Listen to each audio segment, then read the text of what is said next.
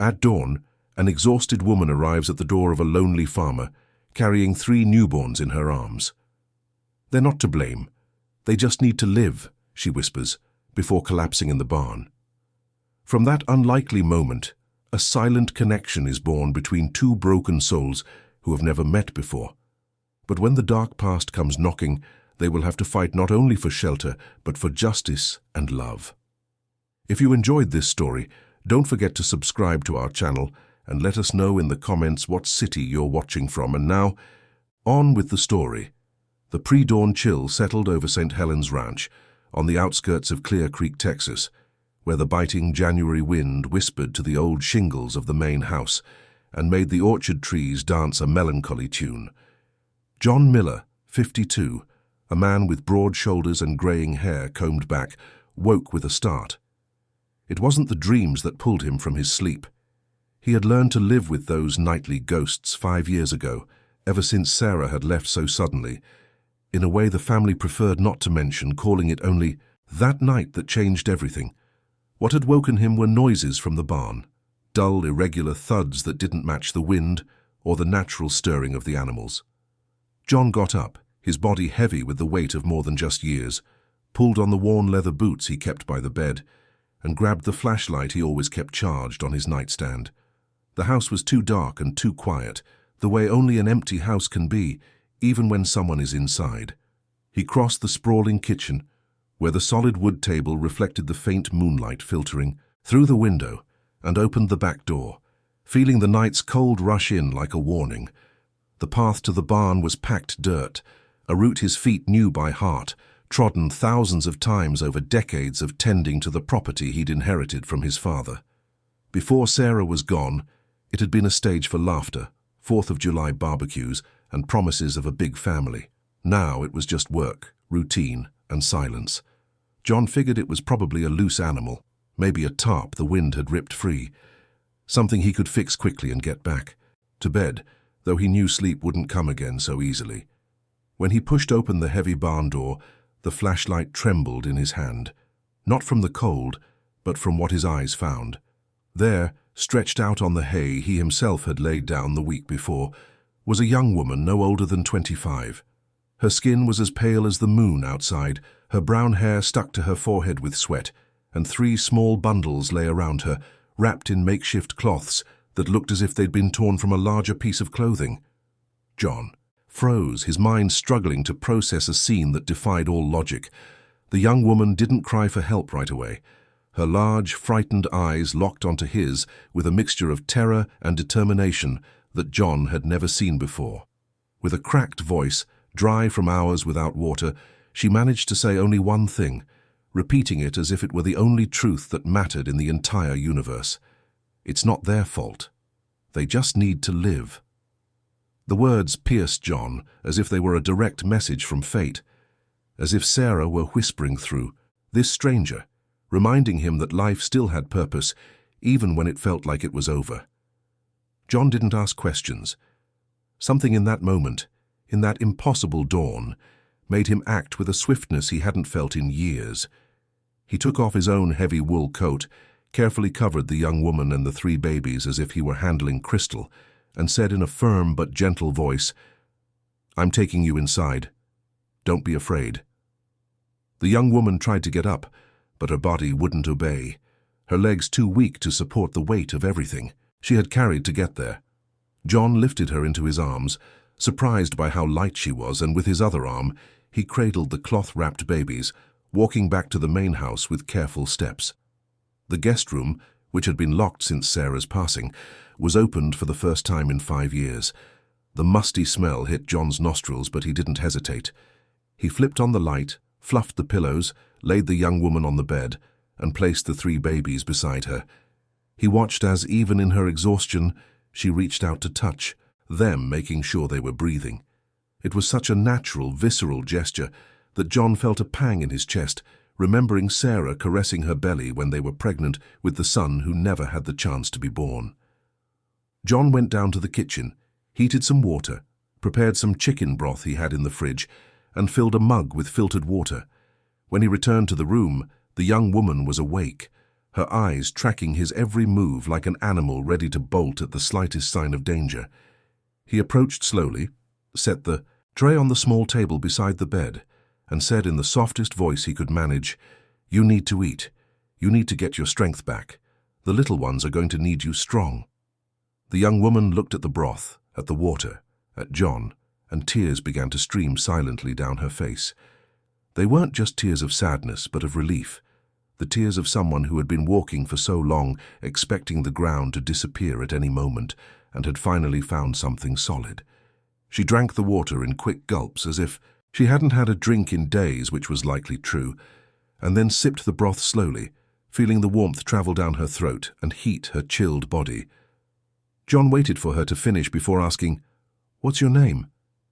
Where did you come from?" The young woman hesitated, her eyes darting to the babies, who were sleeping peacefully for the first time in many nights. "My name is Marina," she said softly. "Marina Walker. And I didn't mean to trespass, sir. I had nowhere else to go. These three," she gestured to the babies with a look, "that mixed love and desperation, are mine. The way a desperate mother calls her own everything she has left." John sat in the chair beside the bed, his eyes fixed on this young woman who seemed to carry the weight of the world on her fragile shoulders. He didn't press for more answers that night. He just said, "You'll stay here until you've recovered, you and the children. We'll talk more tomorrow." Marina looked at him with suspicion, as if kindness were a dangerous thing, something that always came with a high price. "Why? Why are you doing this, John?" Took a deep breath, feeling Sarah's ghost linger in the room, and answered with brutal honesty, "Because I know what it's like to lose, and I'm not going to let you go through this alone." The first few days were a strange adjustment. The routine of St. Helens Ranch, which for 5 years had been made of silence and mechanical work, suddenly came alive with the cries of babies, the smell of warm milk being prepared, the sound of light footsteps through the house. Marina insisted on helping with everything, even with her body still weak, as if she needed to prove she deserved to be there. John had to intervene several times, telling her she needed to rest, that taking care of 3 newborns was more than enough work. It was then that John made a decision. He picked up the landline in the living room and called Nancy Nelson, a retired nurse who lived in town and was known throughout the area for treating minor accidents, giving shots, and having steady hands and a big heart. "Nancy, I need you out at the ranch. It's urgent, but it's not what you're thinking, trust me." Nancy, who had known John since he was a boy, promised to come the next day. When Nancy arrived with her worn leather bag full of medical instruments and basic remedies, she found Marina in the living room, sitting on the sofa with the 3 babies in a makeshift crib made from dresser drawers lined with soft blankets. The nurse, who was over 60 and had seen it all, stood for a moment, processing the scene. John explained quickly, without going into details he didn't yet know. "She showed up here 3 days ago needing help. I need you to check on her and the kids, please." Nancy approached Marina with the kindness of someone who understands that some stories don't need to be told to be understood. "Let me take a look at you and these little ones, dear. You can trust me." Marina, still wary, allowed the nurse to examine her. Nancy noted the signs of extreme exhaustion, the dry skin, the sunken eyes, the slight tremor in her hands, the small sores on her feet that indicated long walks.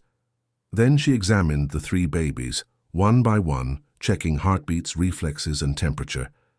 "They're all fine, all things considered," she told John privately. "But she's on the verge of collapse. She needs proper food, rest, and emotional security." Then she said the words that echoed in John's mind. "She's not afraid of poverty, John. She's afraid of people." That night, after Nancy had left with a promise to return in 2 days to monitor their recovery, Marina finally began to talk. She didn't tell him everything at once, but released pieces of the truth, like someone testing if the ground would hold the weight. She said she'd come from Dallas, where she worked as a caregiver in a wealthy home, living an almost invisible life, doing whatever she was told without question. Her employer, Mrs. Helen, was a frail, kind woman who had suffered complications during her pregnancy and had been hospitalized for months. Marina explained that during that chaotic period, she ended up being pushed into responsibilities that weren't hers. She accompanied her to doctor's appointments, signed papers as an authorized companion, and was put in charge of everything related to the babies who were born prematurely. "But there's more," Marina said, her voice trembling. "Around that same time I found out I was pregnant too, and the pregnancy didn't come from love, John. It came from a night I'd rather forget, from someone with power who pressured me, who crossed lines that should never be crossed, and then threatened me with such carefully chosen words that I didn't even know if it was a threat or if I was going crazy." John felt anger rise in his chest, but he controlled it, knowing Marina needed support, not more turmoil. "Go on," he said softly. Marina took a deep breath and explained that when the babies were born, she found herself with three. Two tied to her employer's story born, from Mrs. Helen's difficult pregnancy, and one tied to the pain she wanted to erase but couldn't, because the baby existed and breathed and needed her. When I realized they wanted to separate the children, that they were planning to choose one and discard the others as if life were a commodity, I couldn't take it. I took all three and ran. I had no plan, no money, only the certainty that I wouldn't let anyone decide who deserved to live and who didn't. It was then that the moment that would change everything happened. One of the babies, the quietest of the three, started running a high fever. Marina panicked, her body freezing as if all her energy had been drained at once. John took control with a firmness he hadn't shown in years. He got a thermometer, fetched blankets stored in the room that had once been Sarah's, a room he avoided entering, and improvised compresses and a lukewarm bath, dimming the lights to make them softer. "Marina. What's his name?" John asked, holding the feverish baby carefully. Marina hesitated, as if naming him would give fate a chance to take him away. "Gabriel," she said finally. "His name is Gabriel." John felt the air leave his lungs. Gabriel was the name he and Sarah had chosen for the son who never came, the son who was lost along with her on that night that changed everything. It opened an old wound and, paradoxically, ignited a new hope. Nancy returned as soon as John called, even though it was late at night. She guided them on his care, adjusted his medication, and looked directly at Marina, saying, "The fever will pass, dear. But you need to understand something. There's ground beneath your feet now. You're not alone anymore. If you were in Marina's shoes, would you have run with all three children? Or would you have done something else? Tell us in the comments." With Gabriel's improvement, the house found a new rhythm. John renovated one of the empty rooms, assembled proper cribs he had ordered from town, and bought clothes, diapers, and bottles. Marina watched it all with eyes full of tears she tried to hide, as if she didn't know how to handle care after so much abandonment. St. Helens Ranch, which for so long had been synonymous with pain and loneliness, began to pulse with life again, as if Sarah were whispering from some distant place that it was time for John to start living again. But not all was peaceful. The small town of Clear Creek, with its town square cafes and corner store gossip, began to notice a different kind of activity at the Miller Ranch. The ranch hand who helped John with the cattle mentioned to his wife that he'd seen a truck leaving the property in the middle of the night. The owner of the corner cafe, known for serving sugar with a side of venomous gossip, tried to pry information out of Nancy, who skillfully deflected. A neighbor who taught piano lessons in town started snooping around, feigning interest in buying fresh milk, but really wanting to see what was going on. In a few days, the story had become a rumor. "He's got a new woman. He's hiding a child. She just appeared out of nowhere." John felt the social circle closing in, but what really changed the game was when, on a sunny July afternoon, a black car, too clean for a dirt road, pulled up in front of the ranch gate. A man in an impeccable grey suit, navy blue, tie and shoes so shiny they reflected the afternoon sun, stepped out of the car. He was tall and thin, with fine-rimmed glasses and a leather briefcase under his arm. He had the air of someone who speaks softly, but leaves a threat hanging in the air, someone used to getting what he wants without having to shout. John was mending a fence in the pasture when he saw the car approach. He set his hammer aside, wiped his hands on a rag from his pocket, and walked to the gate with firm steps. The man introduced himself as Michael Vance, an attorney specializing in family matters, and said with a smile that didn't reach his eyes, "I'm looking for a young woman who went missing a few weeks ago." Marina Walker. We have information that she may be here. The way he said missing made it clear it wasn't genuine concern. It was a demand. John crossed his arms and replied in a steady voice, I don't know anything about that. The lawyer's smile widened, a calculated grin. Mr. Miller, we don't want to cause any trouble, but the young woman in question took children with her under irregular circumstances. We need to speak with her. John felt his blood boil, but he kept his cool. If you want to talk to anyone on my property, you'll need a court order. Now, if there's nothing else, I have work to do. Michael Vance was unfazed. He pulled a card from his pocket, extended it to John and said before getting back into the car, You can't run forever, Mr. Miller. The truth always finds its way back. The black car sped off, kicking up dust on the road, and John stood there, holding the card as if it were a sentence. When he went inside, he found Marina in the kitchen, pale as wax, her hands trembling so much that the baby bottle she was holding nearly fell to the floor. She had heard everything through the slightly open window. John walked over, held her shoulders firmly and said, Look at me, Marina. Look at me. You are not going to face this alone. I promise. Marina broke down in tears, tears of fear, of exhaustion, of years of holding everything inside. Between sobs, she managed to say, They're going to take the children from me, John. They'll say I'm no good, that I stole them, that I can't provide for them, and the worst part is I don't know if I can. John had her sit down, poured her a glass of water, and waited for her to calm down a bit before saying, Now you're going to tell me everything. Everything. Because if we're going to fight, we need to know what we're fighting against. Marina took a deep breath, wiped her tears, and began to speak, this time without pauses, without fear, like someone who has finally decided the secret weighs more than the truth. She told him about the house where she worked in Dallas, about Mrs. Helen, the kind employer who had suffered so much during her pregnancy that she almost didn't survive. She told him about Mrs. Helen's husband, a real estate developer named Roger Morgan, an influential man respected in the city, but who was different at home. It was him, Marina said, her voice breaking. He was the one who pressured me, who cornered me one night when Mrs. Helen was in the hospital. He said I should be grateful for the opportunity to work in their house, that a woman like me didn't have a choice, that if I said anything, no one would believe me. And I stayed quiet, John. I stayed quiet because he was right. Who would believe me over a man like him? Marina continued, explaining that she discovered the pregnancy weeks later, when she was already deeply involved in caring for Mrs. Helen's twin babies, who were born prematurely and needed constant attention. When all 3 babies were born, practically at the same time, the confusion at the hospital was so great that Marina ended up being registered as the companion for all 3.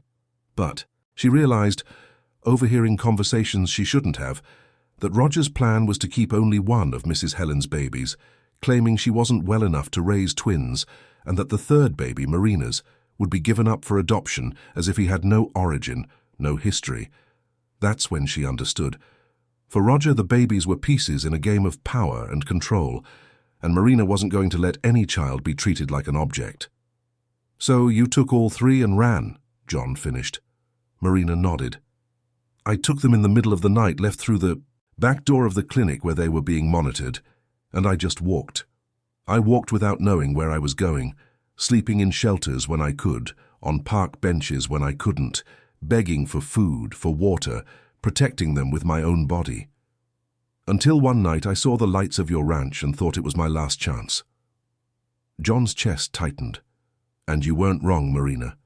You did what you had to do. Now we'll do the rest together. The next day, John called a trusted lawyer, Arthur Campbell, a discreet man known in Clear Creek, for not bowing to influence or money. Arthur was in his 60s with white hair, reading glasses hanging around his neck, and an ironclad reputation. When he arrived at the ranch at dawn with his old brown briefcase full of papers and notes, he listened to Marina's entire story, asked precise questions, took notes on everything, and in the end said what no one wanted to hear. This is going to turn into a legal battle, and you don't win battles against powerful people with hope. You win them with proof. Arthur started working immediately. He asked for every document, Marina had the baby's birth certificates, medical records from that time, any paper that could be of use.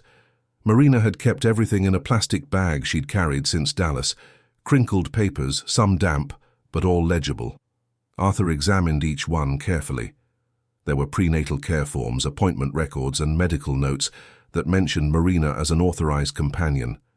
There was even a photo of her with Mrs. Helen at the hospital, taken by a nurse who thought it was a sweet moment.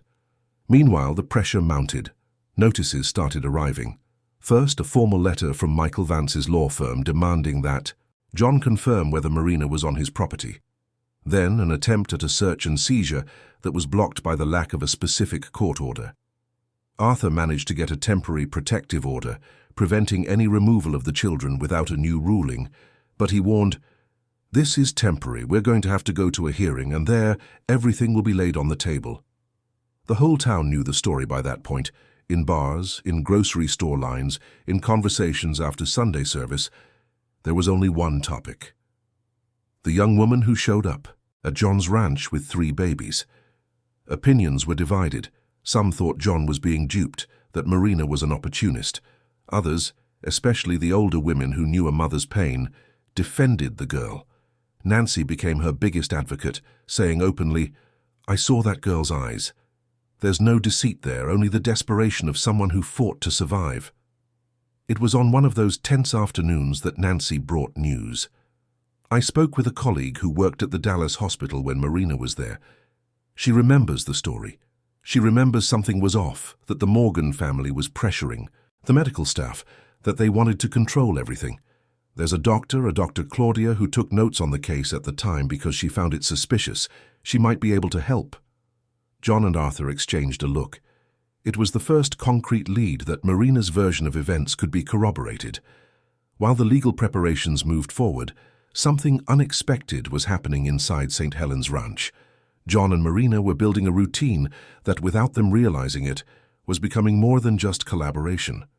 He was the one who woke up in the middle of the night, when one of the babies cried, letting Marina rest. She was the one who made the breakfast John loved, with warm cornbread and strong coffee. They were small gestures, glances that lingered a second too long, hands that brushed when reaching for the same bottle.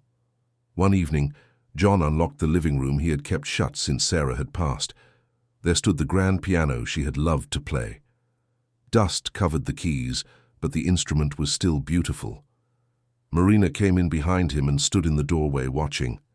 "Do you play?" John asked. Marina shook her head.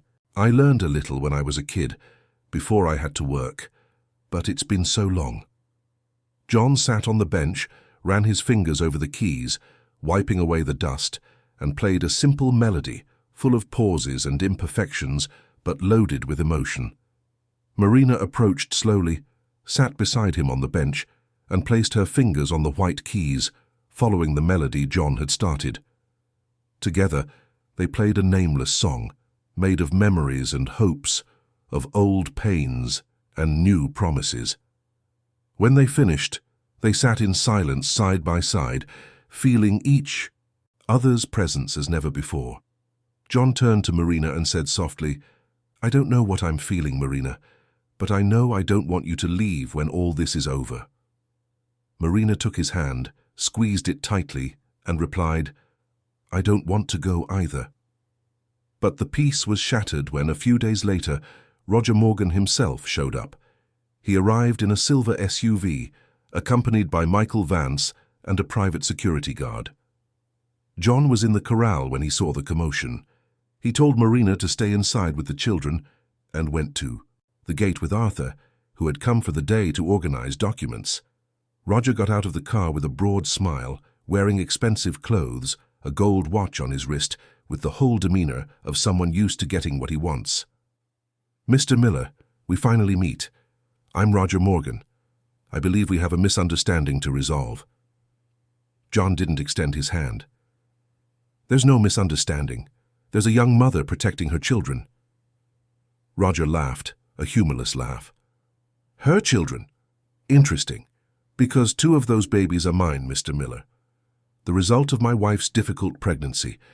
And The third, well, let's just say he has a connection to me too, albeit an unwanted one. The way he said unwanted made John's blood boil. Arthur intervened. Mr. Morgan, any discussion about the custody of the children must be handled in court. You are not authorized to be here making demands. Roger ignored Arthur and fixed his eyes on John. Look, I'll be direct. I want what's mine. Marina can keep her bastard, I don't care. But my 2 sons are coming back to Dallas with me, where they'll have the life they deserve, not this backwater dump. It was then that Marina appeared on the porch, holding the 3 babies, 1 in her arms and 2 supported by a sling. She walked down the steps slowly, her body still frail, but her determination unshakable. For the first time since she had fled, Marina faced Roger head-on. They are not yours, Roger.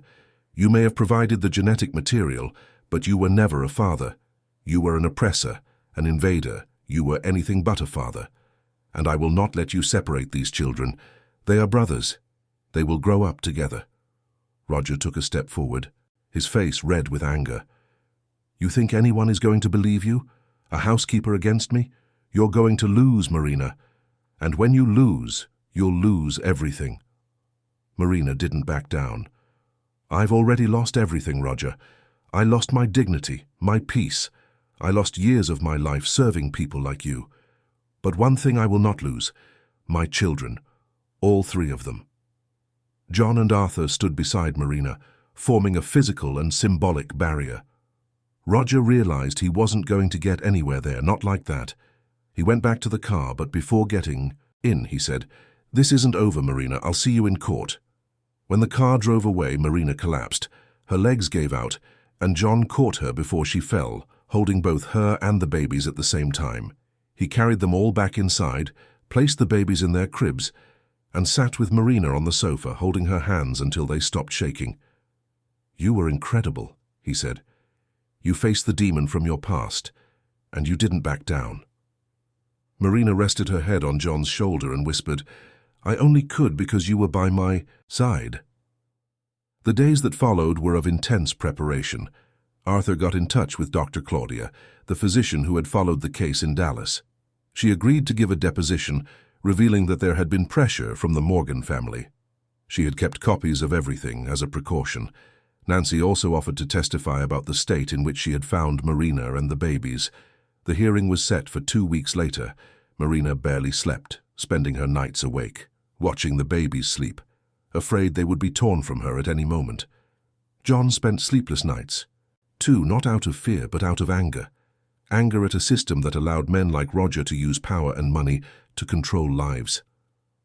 One night he went into the room where Marina was and said, "No matter what happens at that hearing, Marina, I will fight for you and these children until the end, because you've become my family, and you don't abandon family." Marina looked at John and asked, "Why are you doing all this?" John moved closer and said, "Because you reminded me that life is still worth living, that there's still love, still a reason to wake up in the morning." That night, for the first time, they kissed. It was a gentle kiss, full of hope and promises. Marina said, "I'm falling in love with you, John." John smiled, a real smile he hadn't shown in 5 years, and replied, "I'm falling for you too, and we're going to make this work." On the morning of the hearing, St. Helens Ranch woke up different. John put on the suit he had worn to Sarah's funeral, the only formal outfit he owned. Marina wore a simple but dignified dress that Nancy had brought her. The babies were left in the care of a trusted neighbor. Arthur arrived early, with all the documents organized in folders, ready for the legal battle. They drove to the Clear Creek County Courthouse in silence, each lost in their own thoughts and prayers. The courtroom was packed. On one side, Roger Morgan with his team of expensive lawyers. On the other, Marina, John, and Arthur. The judge, Frank Carter, was known for being fair, but strict. He listened to both sides, examined the documents, and called the witnesses. Dr. Claudia testified via video conference, presenting the records she had saved, proving there had been irregularities. Nancy testified in person, describing the state in which she had found Marina and the care she devoted to the babies. In the end, the judge granted a temporary protective order, preventing any removal of the children until a DNA test could be done and the entire situation clarified. He also ordered that social workers visit the ranch to assess the conditions in which the children were being raised. When they left the courthouse, Marina breathed for the first time in hours. It wasn't a total victory yet, but it was a step toward justice. The weeks following the hearing were filled with a tension Marina knew well, the kind that lives in your stomach and won't let you breathe. The social workers scheduled their visit for a Tuesday morning, and John and Marina spent the days before making everything impeccable, not out of pretense, but because they wanted to show that there was love, care, and stability there. The house was cleaned until it shone, the cribs were organized, the baby's clothes washed and folded with care. But what mattered most wasn't in the material things, it was in the way. John held Gabriel when he cried at night, the way Marina sang softly to the other two, Michael and Henry, rocking them to sleep. When the social worker, a woman in her 40s named Yvonne with observant eyes and a notepad always in hand, arrived, Marina's heart pounded. Yvonne walked through the entire house asking questions about their routine, about who cared for the children during the day, about their feeding, sleep schedules, and doctor's appointments. John answered calmly, showing her the notes they kept for each baby, the feeding times, the up-to-date vaccination records. Nancy, who had come for moral support, also spoke with Yvonne, explaining the follow-up care she had been providing from the beginning. At the end of the visit, Yvonne sat at the kitchen table and said something that floored Marina.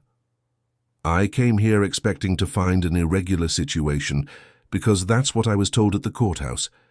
But what I found was a family. Maybe not a conventional one, maybe one formed in a different way, but a real family. And that, Ms. Walker, will be in my report." Marina couldn't hold back her tears. John squeezed her hand under the table, sending her strength and certainty. But the peace was short-lived. 2 days after Yvonne's positive report, the notification they all dreaded arrived, the results of the DNA tests. Arthur came to the ranch personally to open the sealed envelopes with Marina and John. Marina's hands were shaking so much that John had to hold the papers for her. Arthur read aloud, slowly, allowing time for each piece of information to sink in. Gabriel, Michael, and Henry were all Marina's children, confirmed genetically. As for paternity, 2 of the babies, Michael and Henry, had Roger Morgan as their biological father. Gabriel, the quietest baby, the one who had been sick, was the son of someone else. Marina stared at the papers as if she were reading her own sentence. John saw the panic in her eyes and said firmly, "This changes nothing, Marina. Nothing. They are your 3 sons, period." Arthur agreed. "These results actually strengthen our position. They prove you are the biological mother of all 3, and that's indisputable. What Roger will try to do is use his paternity of 2 of them to claim custody, but we're going to show that he was never a real father, that he never cared for them, was never present." The second hearing was scheduled for the following month, and this time it would be decisive. Roger, aware of the results, intensified the pressure. He began spreading stories to the Dallas press that he was a wronged father, that a former employee had kidnapped his children. Newspapers published one-sided articles, and gossip magazines began to speculate. The narrative he was building was that of a victim, a good man trying to rescue his children from the hands of an unstable woman. Marina watched it all in shock, seeing her image being publicly destroyed without being able to defend herself. It was John who had the idea. "Let's tell the truth, Marina. Let's find a real journalist, someone who investigates, who listens to both sides, who isn't afraid to take on powerful people." Arthur knew someone, Bernard Taylor, an investigative reporter who had worked for major outlets and now ran an independent online news site known for serious, well-researched exposés. Bernard agreed to hear their story. When Marina told Bernard everything, holding nothing back, not softening the painful parts, the journalist was silent for a long time. Then he said, "This is serious, Marina. Very serious. And I'm going to investigate it thoroughly. I'll look for other people who worked in that house. I'll track down records, evidence. Because if what you're saying is true, and I believe it is, Roger Morgan isn't a victim of anything. He's an abuser." In the following days, Bernard worked tirelessly. He found 3 former employees of the Morgan household who confirmed Roger's inappropriate behavior, the way he treated the staff. One of them, who asked to remain anonymous, revealed that she had also been pressured but was too afraid to speak up at the time. Bernard's article was published, and it was an earthquake. The headline was direct: "The Other Side of the Story, When Power Tries to Silence the Truth." The piece featured testimonies, documents, and a detailed timeline. It showed the inconsistencies in Roger's version and pointed out his attempts to manipulate the narrative. Within 48 hours, public opinion began to shift. Social media filled with messages of support for Marina, with women sharing their own stories of abuse and being silenced. The pressure on Roger grew so intense that he had to issue a public retraction, claiming it was all a misunderstanding. But in court, at the second hearing, Roger arrived with all his arrogance intact. He had a new strategy, more subtle, more dangerous. He no longer contested that Marina was the biological mother, but he argued that she lacked the financial means to raise 3 children, that life on a simple ranch didn't offer the same future he could provide in Dallas. He spoke of private schools, opportunities, comfort. He painted John as a stranger taking advantage of the situation, and Marina as an emotionally fragile woman who needed help. That's when Arthur played his most important card. He called as a witness Mrs. Helen herself, Roger's wife, the woman who had always been portrayed as frail and absent. Helen entered the courtroom leaning on a cane, still recovering from the complications of her pregnancy, but with a determination in her eyes that no one expected. She looked directly at the judge and said, "I came here to tell the truth about my marriage and about the father of my children. Roger Morgan is not the man he pretends to be. He is controlling, manipulative, and for years he made me believe I was crazy for questioning his behavior." Helen told them. She knew about Marina, about what had happened, and that at the time she felt guilty for not protecting her employee. She revealed that Roger had planned to keep only one of the twins, arguing that she was too sick to care for 2, when in reality he wanted to control even how many children they had. She said that when Marina fled with the 3 babies, she felt relieved, because she knew that at least the children would be far from her husband's clutches. Helen's revelation completely shattered Roger's narrative. His own lawyer, Michael Vance, was left speechless. Judge Frank Carter called for a recess to review everything. When he returned 2 hours later, his expression was serious. He began by saying, "This is one of the most complex cases I have ever presided over. Not because the law is confusing, but because it involves lives, emotions, and consequences that will last a lifetime." He continued, "It is clear to me that Ms. Marina Walker is the biological mother of all 3 children, and that she has always acted out of love and a desire to protect them. It is also clear that Mr. Roger Morgan, despite being the biological father of 2 of the children, has never actually exercised his paternity, and that his current interest seems more tied to control than to affection." The judge then delivered his ruling. Full custody of all 3 children is granted to Ms. Marina Walker. Mr. Roger Morgan may request supervised visitation rights should he demonstrate a genuine change in behavior and undergo psychological counseling. Furthermore, I order Mr. Morgan to pay child support for his 2 biological children, in an amount to be determined in a separate action. This decision is based on the principle of the best interest of the child and their right to remain together as the brothers they are. When the judge's gavel fell, Marina collapsed in tears. John held her tight, and Arthur smiled, discreetly but visibly moved. Leaving the courthouse, Marina clutched the ruling to her chest as if it were the world's greatest treasure. Nancy was waiting at the door, along with a few neighbors from Clear Creek who had followed the case and come to show their support. There were hugs, tears, and words of encouragement. Roger left through a back door, surrounded by security, avoiding eyes and cameras.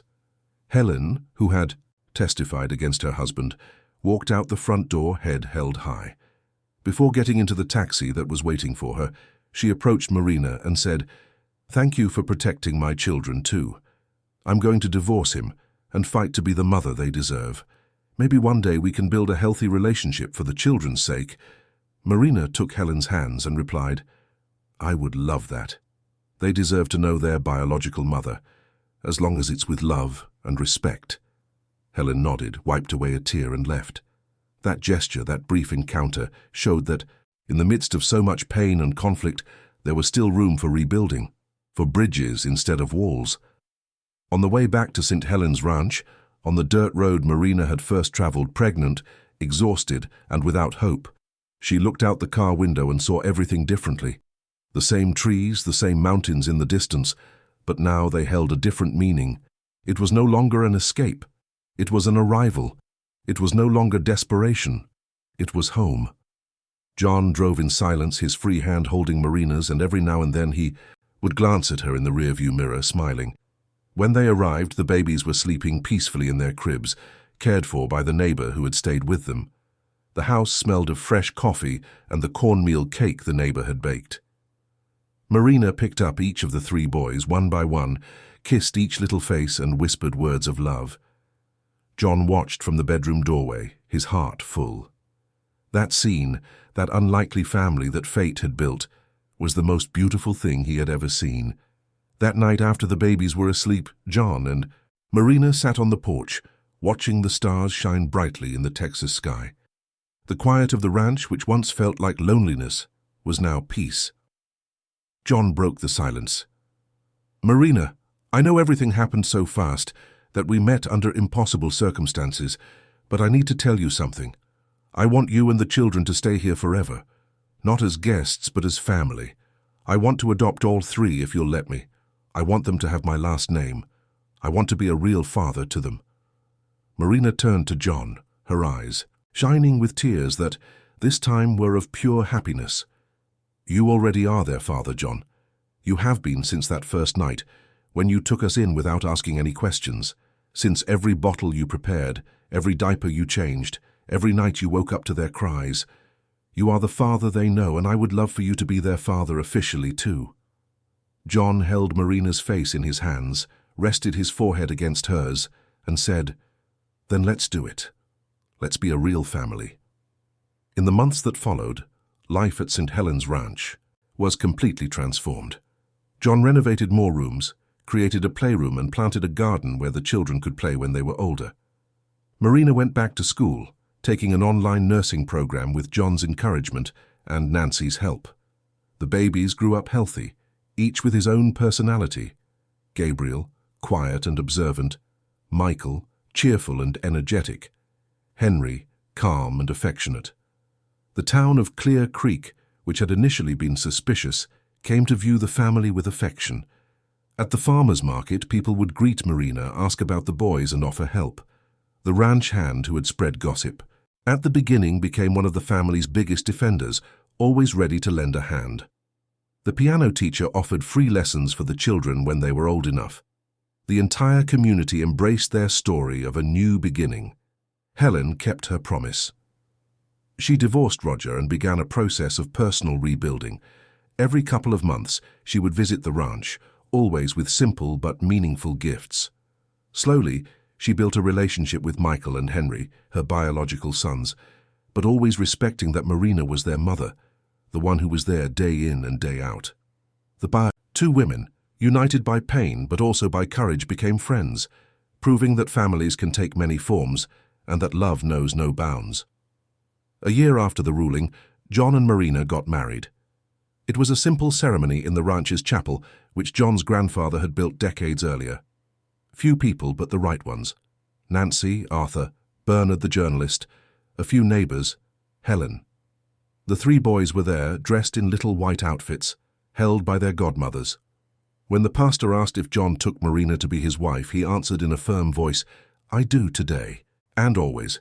And when he asked Marina, she looked at John, at her 3 boys, at the life she had built from the rubble, and said, "I do, with all my heart." The reception was held at the ranch, with live music, homemade food, and lots of conversation and laughter. As night fell and the guests went home, John and Marina stayed on the porch, the babies asleep inside, and slow danced, just the 2 of them, under the starlight. In that moment, Marina realized she had found more than a refuge at that ranch. She had found a home. She had found love. She had found herself. The years passed at St. Helens Ranch with the speed of happiness, the kind that makes time fly without you noticing.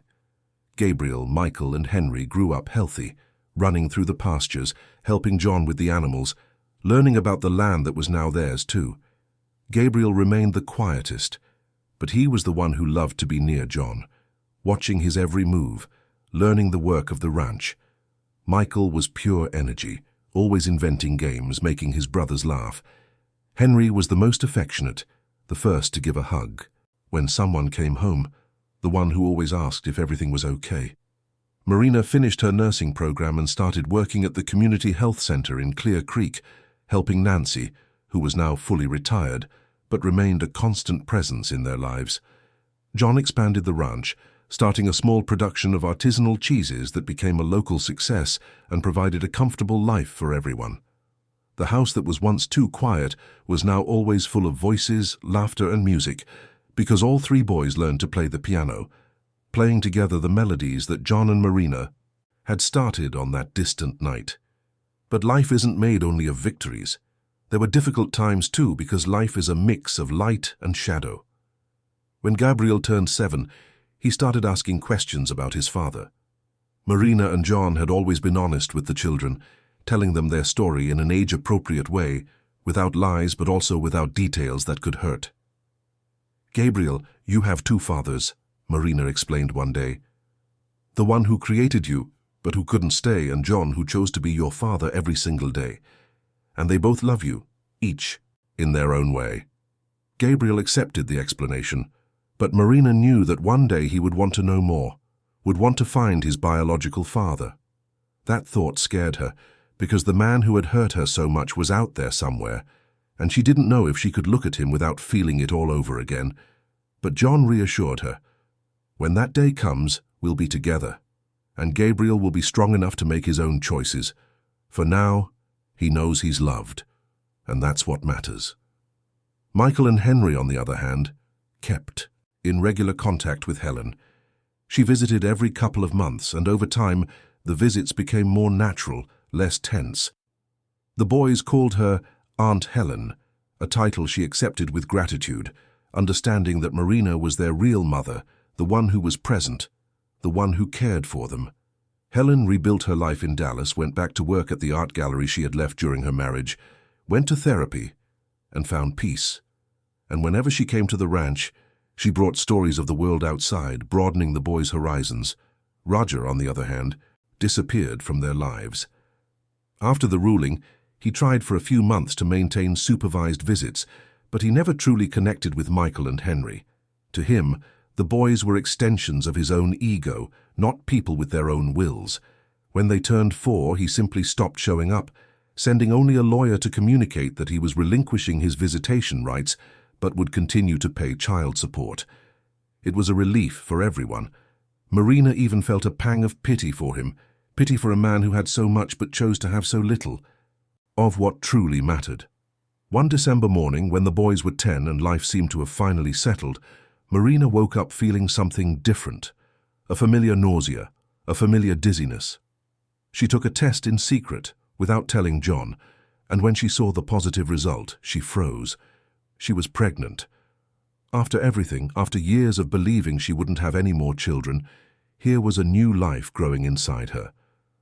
This time, conceived in love, in marriage, in the peace she had built with John.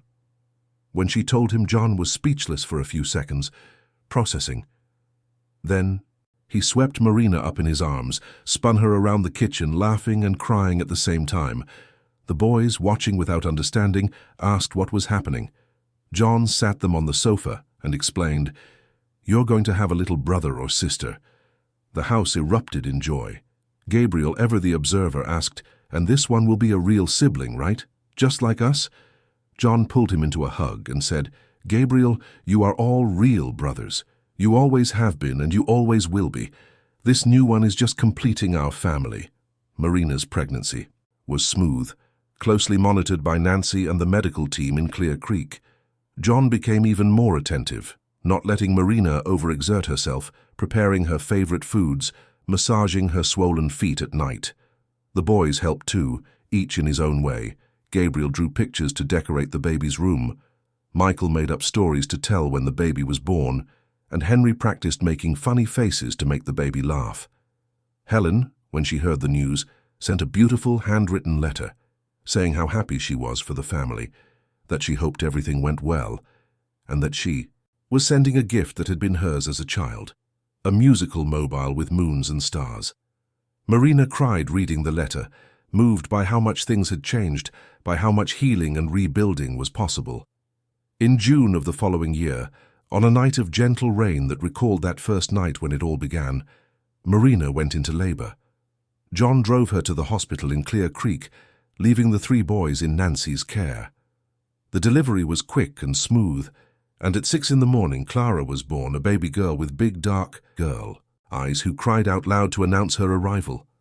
When John held his daughter for the first time, he thought of Sarah, thought of the son he never knew, and gave thanks for having had the courage not to give up on life, for having opened the barn door on that impossible morning. The boys met Clara the next day, fascinated by such a tiny being. Gabriel, with his 10-year-old seriousness, said, "I'm going to protect her forever." Michael, ever the jokester, tickled her tiny feet and laughed when Clara sneezed. Henry simply held his little sister's hand and stared, enchanted. John watched it all, his heart overflowing with gratitude. St. Helens Ranch entered a new phase. Now there were 7 of them: John, Marina, Gabriel, Michael, Henry, Clara, and Nancy, who practically lived there and was considered a grandmother by all. The mornings were noisy, filled with talk of homework, what to wear, and who would help with which chore. Lunches were bountiful, with the large table that once sat empty now needing extra chairs. Nights were for bedtime stories, prayers of thanks for the day, and good-night kisses that were never quick, because each child wanted one more hug, one more minute of attention. Marina would look at it all and sometimes still couldn't believe it. The girl who had fled, pregnant and desperate, not knowing if she would survive the next day, was now a mother of 4, a beloved wife, a respected nurse in her community, a woman who knew her own worth. The scars were still there. Some nights she still had nightmares, but she had learned to live with them, understanding that they were part of her story, but did not define her future. John had changed too. The closed-off, sad man who lived, trapped in the past, was now a present father, a loving husband, a prosperous rancher who knew everyone in town by name. He had learned that the pain of losing Sarah would never completely disappear, but that it could coexist with the joy of having Marina and the children. He had learned that starting over didn't mean forgetting, it meant honoring the past while building a new future. When Clara turned 3, the family decided to throw a big party at the ranch, inviting everyone who had been part of their journey. Arthur, who remained the family lawyer, Bernard, the journalist who had helped reveal the truth, the neighbors who had offered support in difficult times, the boys' school friends, and Helen, who now visited more often and had become an important part of everyone's life. It was a simple party, but full of love, with homemade food, live music, and children running through the pasture. During the party, John asked for quiet and gave a speech no one expected. He thanked everyone there, thanked God for the second chance he had been given, and looking at Marina, he said, "10 years ago I thought my life was over. I was living alone on this ranch, just existing, not really living. And then one cold morning, fate knocked on my barn door in the form of a courageous woman carrying 3 babies. Marina saved me as much as I saved her. She taught me that family isn't just about blood. It's about choice, about being present, about loving even when it's hard. And today, looking at all of this, I can only be grateful." Marina, with Clara in her arms and surrounded by her 3 boys, responded with an emotional voice. "John, you gave me more than shelter. You gave me dignity. You gave me respect. You taught me that I deserved to be loved. I arrived here broken, thinking I would never be able to trust anyone again, and you showed me that there is still goodness in the world. This family we've built is proof that it's possible to start over, that it's possible to turn pain into love." The party continued late into the night, with the children playing until they dropped from exhaustion, the adults talking about life, plans, and memories.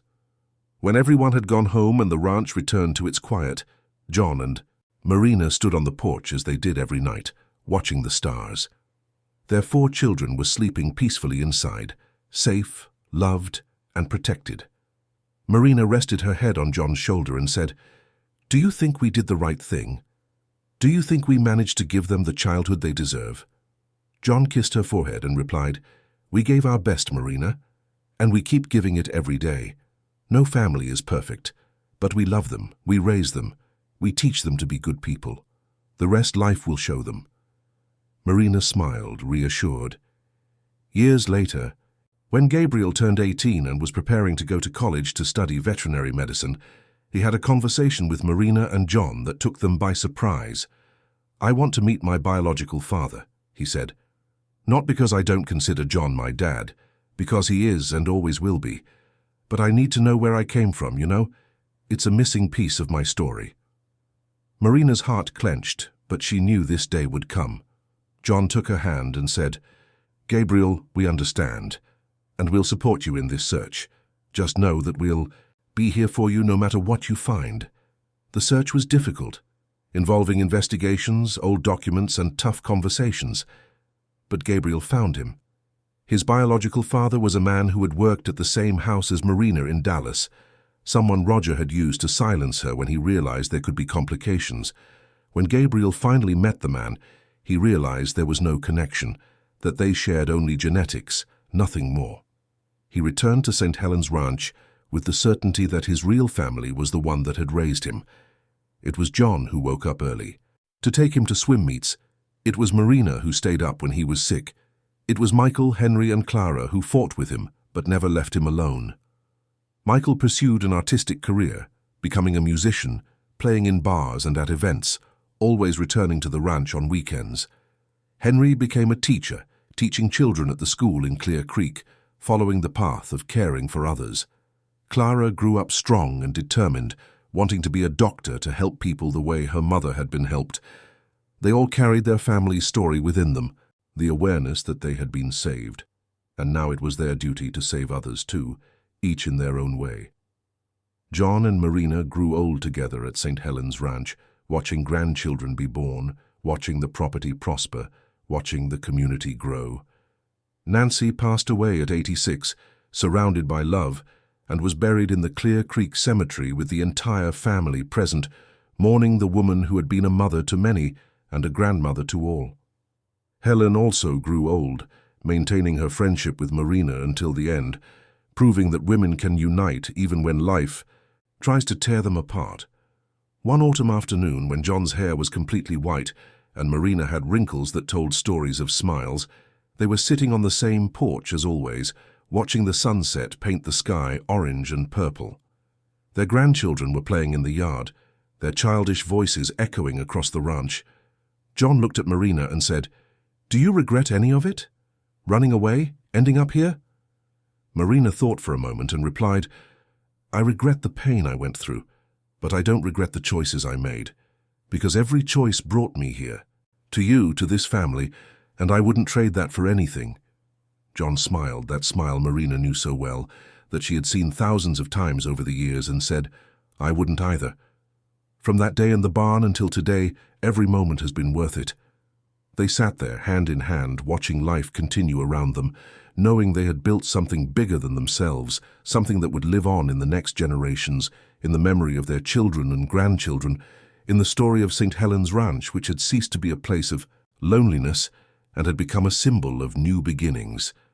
And as the stars began to appear in the sky one by one, John and Marina went inside, where dinner prepared by Clara, the lively chatter of their grandchildren, the warmth of the fireplace, and the sound of the piano being played by a visiting Michael awaited them.